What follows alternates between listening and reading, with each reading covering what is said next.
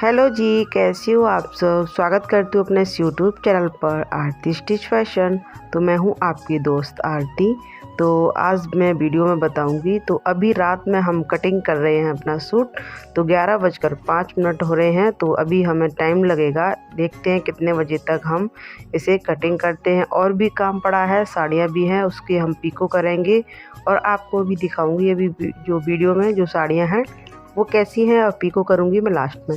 तो पहले हम सूट कटिंग कर लेती हूँ। तो ये सूट मेरा जो है इमरजेंसी में आया है, तो उसके मैं प्राइस भी बताऊँगी आपको कि जो इमरजेंसी में हम जब कपड़े पकड़ते हैं तो हम एक्स्ट्रा चार्जेस कितना रखते हैं।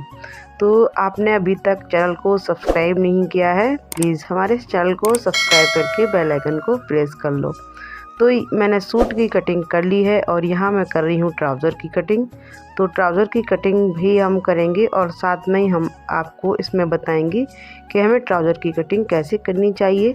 जब हमारा ट्राउज़र मोहरी से ऊपर उठता है तो उसमें कटिंग में क्या बदलाव रखना चाहिए। तो वीडियो को पूरा देखना है फ्रेंड्स। तो ये है साड़ी। तो इस साड़ी में करूँगी मैं पिको और यहाँ मैं हेल्प ले रही हूँ अपने हस्बैंड जी की। तो इनको मैं पकड़ा रही हूँ। तो इन्हें ज़्यादा नहीं आती है मशीन चलानी, तो फिर भी थोड़ा थोड़ा सा कर लेते हैं, तो थोड़ा सा हेल्प कर देते हैं। तो यहाँ मैं पैंट की कटिंग करी हूँ और कपड़े को मैं डबल फोल्ड में रखूँगी। एक साइड से हम फ्रंट वाला पार्ट निकालूँगी।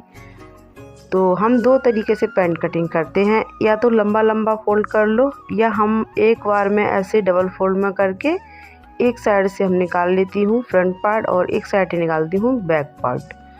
तो फ्रंट पार्ट हम अभी जो सूट आया है ये बहुत ही जल्दी में देना है मुझे। तो ये शाम को आया था, तो मैं इसकी अभी से ही कटिंग करके रख दूँगी और सुबह जैसी मैं टाइम मिलेगा फटाफट इस पे ही पहले लग जाऊँगी। और मुझे एक ब्लाउज़ भी कटिंग करना है। तो ब्लाउज़ मुझे अभी नहीं कटिंग करूँगी, वो हम दिन में ही कटिंग करूँगी। तो एक ब्लाउज़ और ये सूट और दो सूट और हैं वो मैं दिन में करूँगी। तो देखो फ्रेंड्स, कटिंग करके पहले मैं रख लेती हूँ, तो ये दिन में जल्दी फटाफट सिल जाते हैं। तो यहाँ पर हमने 11 कमर ली है और 11x11 ही लिया है यहाँ पर। और यहाँ 2.5 इंच अंदर लिया है, सीधी लाइन ड्रॉ करके आसन हमने लिया है यहाँ पर राउंड। तो जैसे अगर आपकी पैंट ऊपर उठती है तो आपने आसन जो है ज़्यादा गुलाई में नहीं छांटना है। और जो नीचे जो मोहरी लेते हैं हम, तो हमें मोहरी जो होती है, मैंने कोशिश तो की थी पूरी वीडियो में दिखाने की। तो यहाँ पर मुझे मैंने एक बार ध्यान नहीं दिया कि वीडियो में एक बार ये देख लें कि हमारा पूरा पैंट आ रहा है नहीं। तो मैं मोहरी यहाँ पर ले रही हूँ। जैसे मोहरी अगर उठती है बीच से, तो हमें जैसे जिस साइड आसन वाला भाग होता है उसी साइड हमें नीचे मोहरी आधा इंच बढ़ा करके लेनी होती है।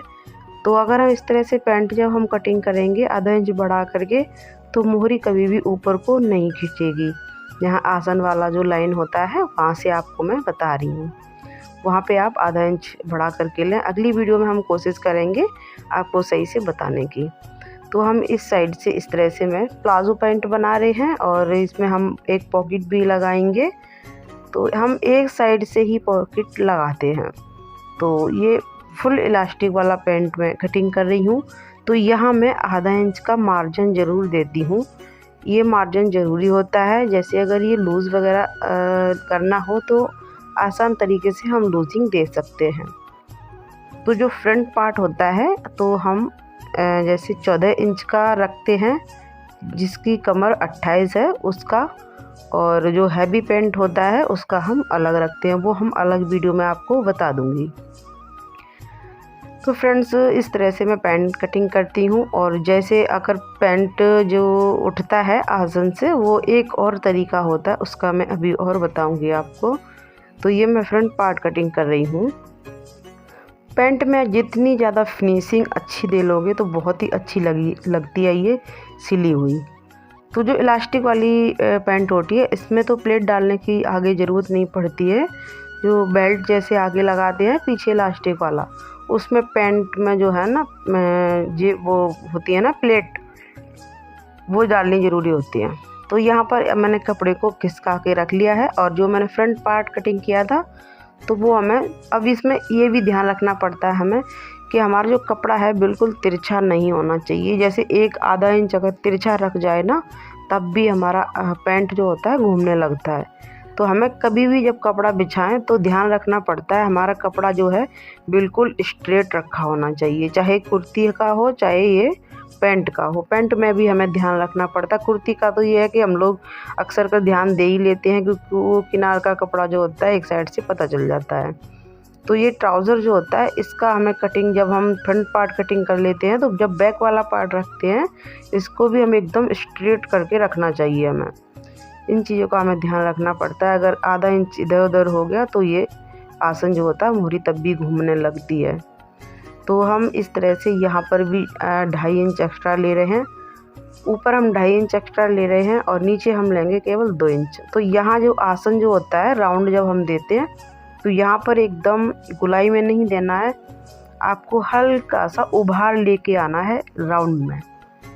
आप इस तरह से जब कटिंग करोगे पैंट की तो आसन जो है ना बिल्कुल जहाँ आसन वाला जो एरिया होता है वहाँ से मोरी कभी भी ऊपर खिंचती नहीं है। यहाँ से हम बिल्कुल इस तरह से उभार ऊपर को लेकर के आएंगे।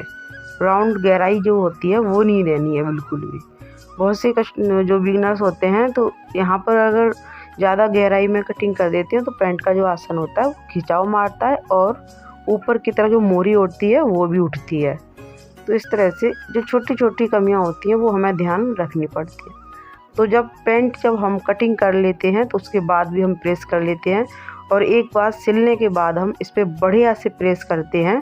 उसके बाद में हम इलास्टिक लगाते हैं। तो इस तरह से जब हम पैंट बनाते हैं ना बहुत ही अच्छी फिनिशिंग आती है फ्रेंड्स। बहुत अच्छी सी जो क्रीज होती है ना वो क्रीज इस तरह से बिठा देते हैं कि जब पेंट पुराना भी हो जाए ना बिल्कुल भी दो क्रीज कभी भी निकलनी नहीं चाहिए। इस तरह से प्रेस करनी चाहिए। तो बहुत ही फिनिशिंग से पेंट कटिंग होता है। तो जो बैक वाला पार्ट है वो हमने 1 इंच उठा के लिया है इलास्टिक की साइड से। फ्रंट वाले जैसे हमने फ्रंट वाला आसन 14.5 रखा था और बैक वाला जो पार्ट है हमने 15.5 रखा है। तो यहाँ पे साइड में हम पॉकेट कटिंग कर रही हूँ। बाकी जो कपड़ा बचा है ये हम जैसे सूट का जो गला वगैरह बनाऊंगी हम उसमें ये यूज़ कर लूँगी। तो फ्रेंड्स कोई भी कमी अगर रह गई हो हमने ना आपको बता पाई हो तो आप हमें कमेंट करके ज़रूर बताएं। तो पैंट की कटिंग मैंने कर ली है। तो प्रेस जो है हमने उसका प्लग निकाल के रख दिया है।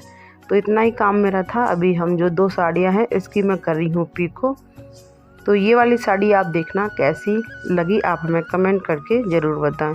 जो जैसे कोई भी जल्दी सूट कस्टमर अगर लेता है वो कहता है कि हमारा कल शाम तक दे दो। तो मैं जैसे 48 घंटे के अंदर अंदर जो भी सूट लेता है तो उसके हम एक्स्ट्रा चार्जेस लगाते हैं 100 रुपये। तो जिसे भी जल्दी चाहिए होता है 2 दिन के अंदर तो हम 100 रुपये एक्स्ट्रा लेते हैं। और जो फॉल है इसमें हमने 100 रुपये इसमें भी लिए हैं। फॉल और जो पीको लगाने का है वो चार्जेस हमारा पूरा 100 रुपये है।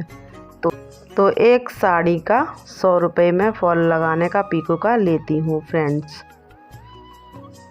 तो ये मेरा अभी इतना काम है और वीडियो जो शूट हो रही है फिर हम वीडियो एडिट करेंगे। एडिट करने के बाद तभी हम सोएंगे फ्रेंड्स।